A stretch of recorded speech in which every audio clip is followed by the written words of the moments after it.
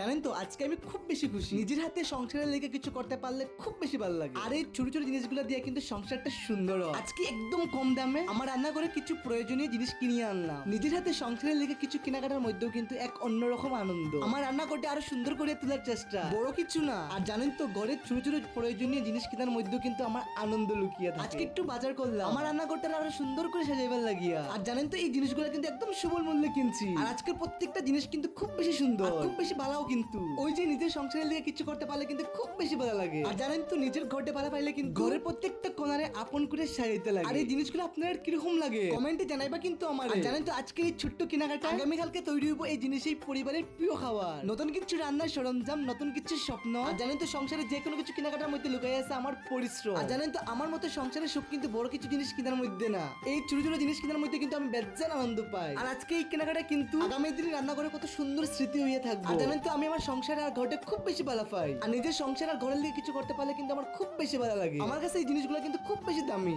আর এই ছোট্ট কাপটাও দেখুন তো কত বেশি সুন্দর। আর আমার কাছে এই ছোট কাপটা কিন্তু খুব বেশি ইউনিক লাগছে। আর এই জিনিসগুলোর রং আর কোয়ালিটি আপনার কিরকম লাগছে কমেন্টে জানাইবা কিন্তু আমারে। সবাই সুস্থ থাকবো, ভালো থাকবে ঠাকুরের আশীর্বাদে। আর আশীর্বাদ করবা কিন্তু আমারে। দেখাই বাবা নতুন একটা ভিডিওতে। ধন্যবাদ।